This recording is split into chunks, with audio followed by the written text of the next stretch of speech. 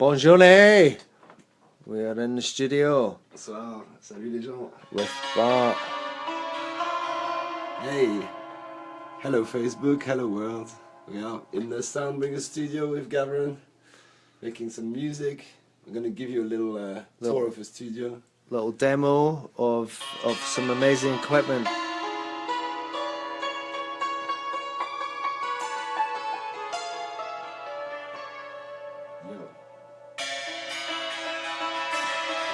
I'm actually wearing a dress tonight, especially for the occasion. Check out my dress.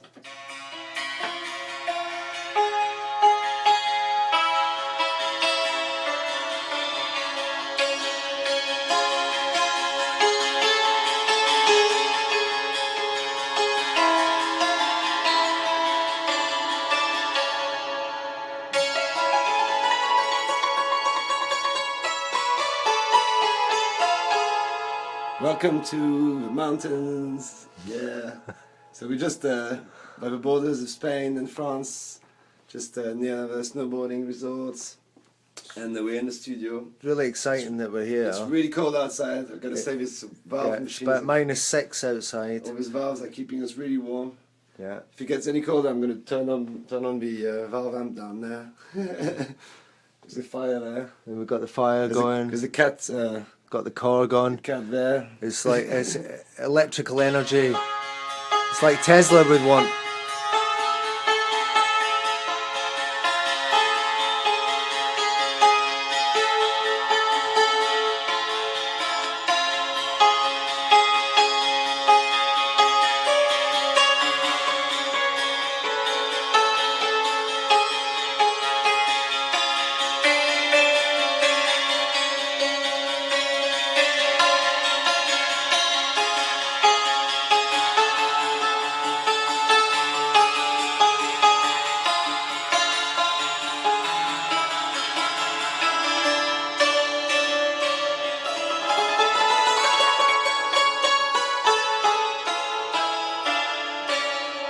Yo, this is a santur. For people who don't know this instrument, it's from Iran, and been playing this for a while, and it's a bit like a spaceship, really. It shows how an advanced civilization Iran is and was, and it shows for me what the current situation in the Middle East. Always happening there is kind of a destruction of. Well, you've got a degree in ancient culture, in acoustics, sound acoustics, yeah. Acoustics, yeah. So you know your understanding of the different instrumentation is really imperative. Yeah, I got really into sound recording a long time ago and collecting microphones and speakers, a bit like Martin Hannett, which I'm a big fan of. So I stayed 10 years in Manchester with all the M people, the crazy free party people, and learning about music and sound, and got really passionate about collecting equipment and singing and performing and playing, jamming with loads of different people from different countries. Do you want to take us around the studio, Bart? Yeah, Do you want to take us around what this equipment you've actually got here? So the studio, what we got here, so we've got, first of all, the machines. So we've got two Hackintoshes, like one here that's got like 10 terabytes of storage for 4K video to make music videos, a big screen, 4K screen here to edit, and you can switch the channel and use it on my computer, on this one, or on the laptop. This is the main recording computer, another Hackintosh. In here, a desk that controls the two metric hollow sound cards, two ULN2s. Yeah. There's a couple of other sound cards in here. This is for the drums, so you've got 8 mics on there, plus a couple of mics here, so you've got 10 mics on the drum kit. You've got about 15 guitars, 3 basses, there's a Gibson, 2 Epiphones, 2 Jacksons here. Lots of different instruments to get different textures and sounds, you know. Yeah. For the main keyboard, we've got a Korg Triton here. We've got some old vintage drum machines, like a 727, an Electribe down here. Yeah, not so much analog equipment, but a lot of. So looking at the icon desk that you've got here, so you literally can bus any DAW, so whether it be Logic or whether it be Ableton Live, through the icon, and the icon allows you the freedom to put it through any the other hardware. gear. Yeah, exactly. It's like a big patching digital desk which allows recall, so you can actually flick through different setups and Full motorized faders. motorized faders, and it recalls with a project. So if you got a live project going on, you can switch a song and then it switches to a new mixer and records all the faders, which is great for mixing. So regardless of what DAW you're using on, let's say if you're a mobile, or you're using a DAW like Ableton Live or Logic, you have the capability to take that and bus it back out through the icon. Yeah? The interesting things is like you can actually take all your single channels. You got 18 virtual channels per sound card. We've got 2 sound cards, so it's like 36 channels you can map from any software, and then mix it through hardware, which is the ULN2's virtual mixer here. And the good thing about this is you got the DSP on both sound cards, which is an option that allows you to have like any strip can have Neve or AMEG or SSL sound. You know, you can change between different mixes. It's like having a lot of hundreds of different mixes instead. You've obviously got the DSP sound cards as yeah, it's got the DSP option, which is quite important for this kind which of thing. then gives you the reverb, it gives you the delay, it gives you the opportunity to use something that doesn't use too much process. Yeah, exactly. It doesn't slow down the main machine. Yeah, that's it. It doesn't slow down the main machine, and as you see, when you control the software from here, it registers everything here, so it saves it with a song. So that's a great improvement, because if you had to use an analog mixer, the problem is always trying to recall your setups for each project. So this is one pain in the ass removed from the equation. And then you've obviously got the instruments that you can work with, which are the bass, the guitar, yeah, there's a nice the drums, new Marcus Miller here, which I quite like. The Santoro that you were just playing for us there. I've got 2 Santos from Iran here, which are really nice for texture and for sampling and stuff. Then you've got 950 Akai here. amazing hardware. So this like is the hardware. Scintillator. This is fun. This is like a BBE a bit for treble expansion. This is a Neve.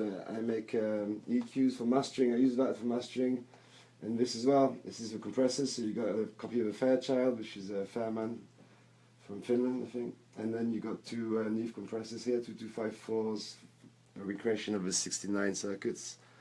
And then everything can be recorded out to the tape. Oh yeah, this is the tape section here. So we've got vinyl here. The vinyl, yeah. And then the reel-to-reel here. So basically, anything you record, it can be mastered onto tape. And what happens afterwards is you can send that tape actually to your vinyl pressing plant. So you're not going through the digital domain, which is the interesting thing. That's the way I like to work. Let's say I've got this I find very fascinating, because at the end of the day you can go right down to 5 hertz. Oh yeah, and this right is up great to for 26 capturing hertz. of the low end. Yeah, that's what, the bottom end. It's nice when you've got great mics, like we've got on the mic on the kick drum right now. There's a U47 FET, brand new one. There's a Martin Hannett's D25. So let's have a look. Let's have a look at the microphones that the you're drum talking kit about. down there. You know, and interesting what you're section. capable to record. So we're down here. We've got 3 mics on the bass drum. There's one SC3300 inside, and then there's a D25 here. That's Martin Hannett's. I use for Joy Division and lots of records. Yeah. This is the Neumann E47 FET. And up there for the treble, that's the bass. And for the treble, you use Neumann KM54 from 1955, I think, with a valve mic. Really nice. That's what the Beatles used for recording Blackbird. That's the mic that they use, actually, the single mic they used for Blackbird. Yeah. There's another SE here with an upgraded valve from the 50s, which is very nice for voice and for general bass recording, cab recordings as well. That's lovely. There's about 7 cymbals here. I love cymbals, so I've got nice rides from mine, like some bass, lots of different vintage cymbals. Very nice, I like that snare. Nice and not too boxy. And a couple of different... And talk us through your guitars. Yeah, the guitars. Show you my pride is that one. I like this little BB King one. That's my favourite one. I mean, I won't put it through the amp right now, but it sounds lovely on the Marshall. It's just So like, what excites you about this particular guitar? well, it's a bit like some people compare it to an old Steinway piano. You know, it's got that vibe. It's just lovely wood, and it's got its own resonance because it's a semi shell. It's not a full body, full wood. So you can actually play it like that. It's just lovely, and the action is lovely. The neck. I mean, it's a Gibson.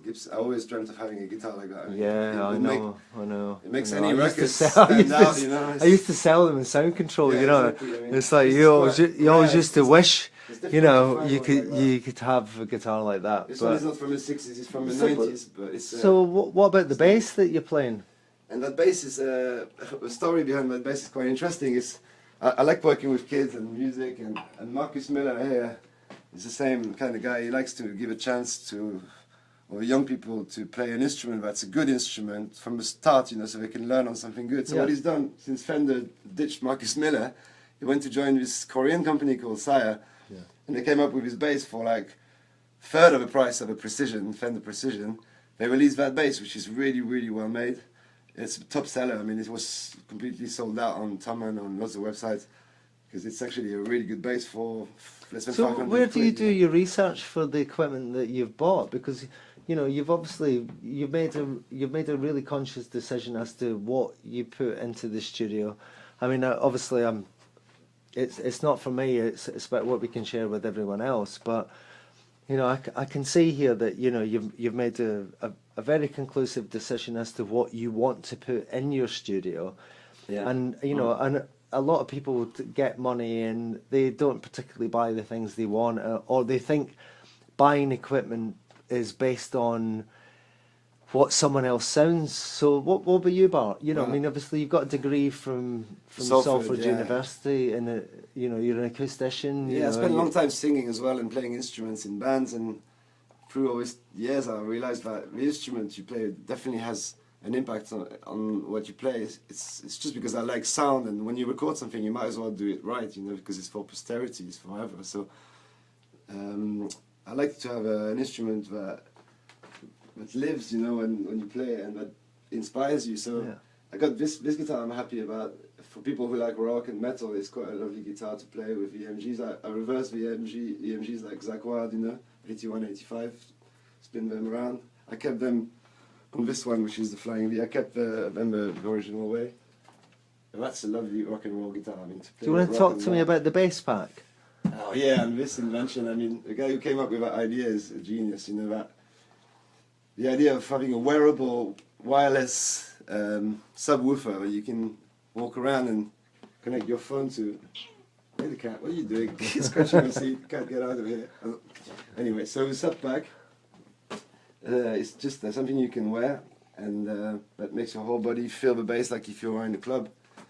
And that's just a lovely, lovely feeling when you're mixing, because you can actually play the bass and actually feel the bass if you're on this big stage, you know, for a big PA or a big amp. Completely agree. Or when you're miking up a drum kit as an engineer, you're walking around the studio and you're trying to find the sweet spot for the mic. But when you're wearing that, it's like you're wearing the sub, so you can actually pinpoint the exact location of where the kick drum sounds sweet, you know, the sweet spot of the bass. Yeah. So that's a really nice tool for a sound recordist.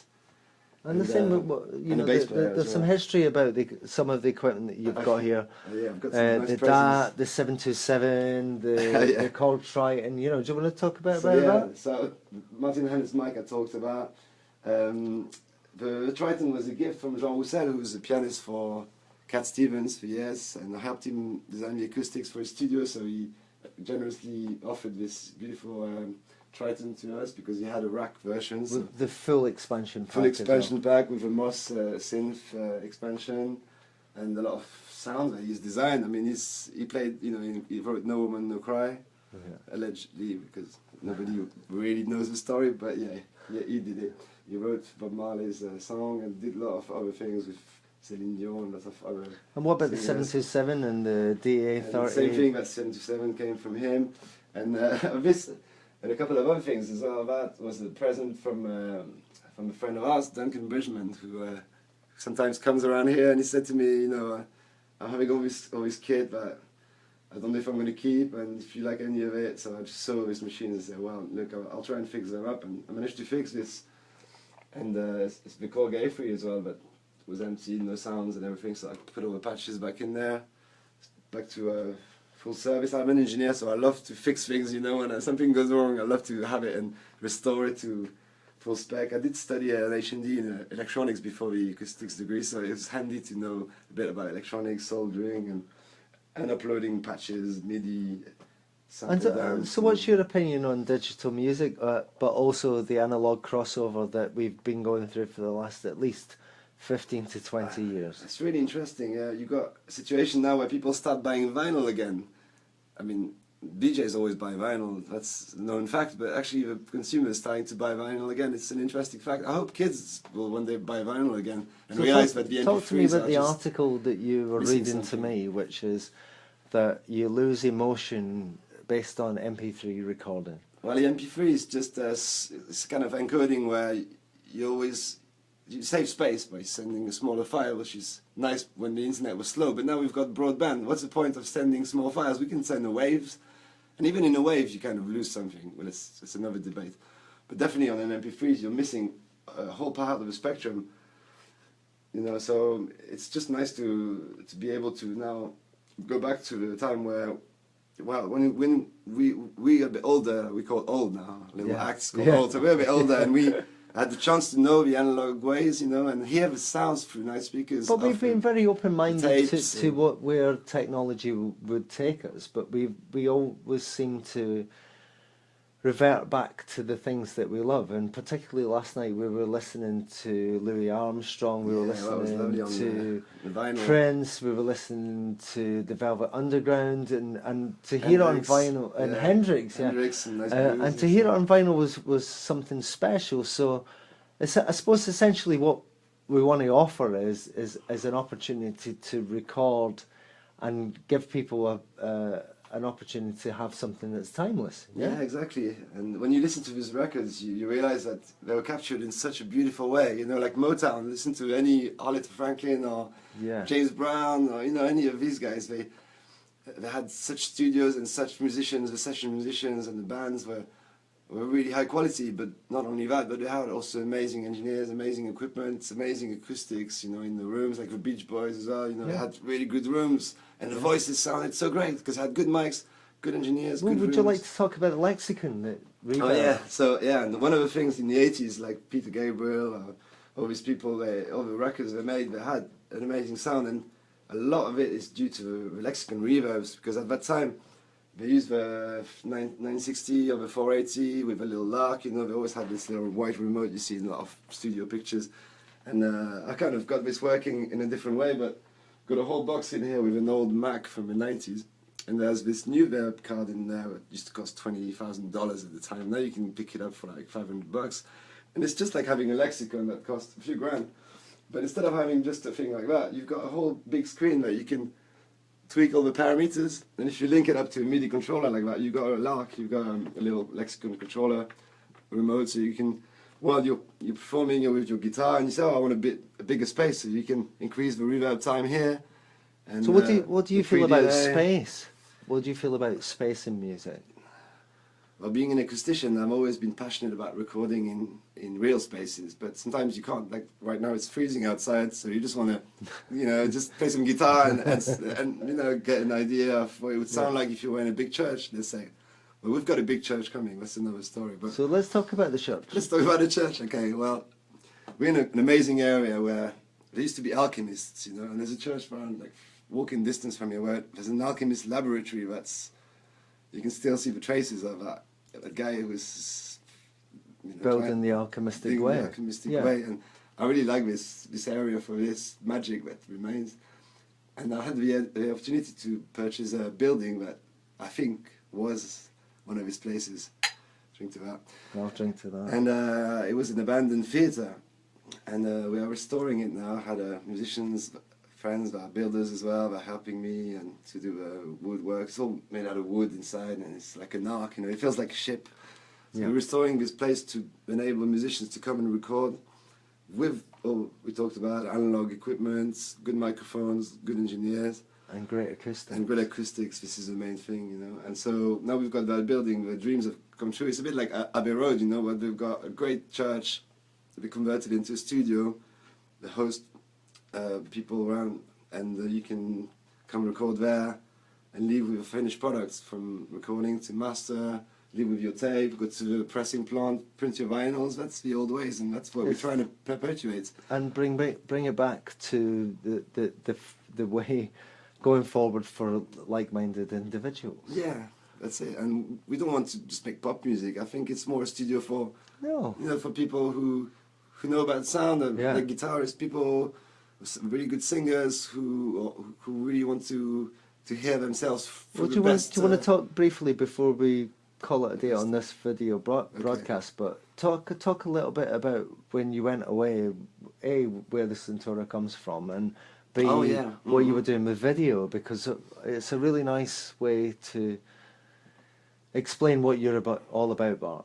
Okay, well, the story of this instrument is quite incredible. It's I came across this instrument in my parents' house, actually, not this one, but a similar one. And one day I discovered this instrument some friends brought back from Persia. And I really wanted to learn how to play it and tune it. And went to Barcelona and met an amazing Kurdish guy called Ozgur. And 4 years after we met and jammed in lots of places in Barcelona and started a band and played this on the streets, met a lot of flamenco guitarists and a few singers. We'd had a big jam in a squat there, and then a few years later we decided to make a movie featuring this instrument and to take it on a road trip, you know, from Barcelona to Istanbul. So we took this instrument, a customized one where you could change the tunings like that, a prototype an Iranian friend made, and we took it all around Europe, following the coast from Barcelona to Istanbul, and jammed with lots of people on the way. So people on the hang, people on the harp, some beautiful woman on the harp that my friend married actually after the trip. It's a whole story. There's some of the footage of that on my website for those who want to watch some of his story. But through psychedelics and through opportunities through life, it opens doorways through music in order for you to conquest and elaborate what your inner story is, but on the outer world. Yeah? I agree. Well, that's a really beautiful thing you just said. I think, well, I think if you listen to the music industry, what the output of that is, it's not really challenging as a Westerner. It's not really challenging. When you hear the sounds, you think, God, there's such a realm of sounds outside this, you know, this pop music and this MTV or Vivo or whatever crap they come out with, you know. And I'm stop listening to Ricky Martin, please, and just listen to some Sufi music or some Indian music or some, you know, Caribbean music or all sorts of things. I mean, there's so many textures in life, there's so many planets, there's so many realms, you know. So we just got to get out and explore, because the world is slowly dying. All this culture is being, you know, slowly killed off by imperialism, wars, or just, you know, civilization, as we call it. So it's important to So we would like to say explore this, you're more than welcome come and have fun come with to us. France and record and enjoy yourself, and also make sure that you understand what music's all about. Cheers, Peace, guys. love and unity. See you guys soon.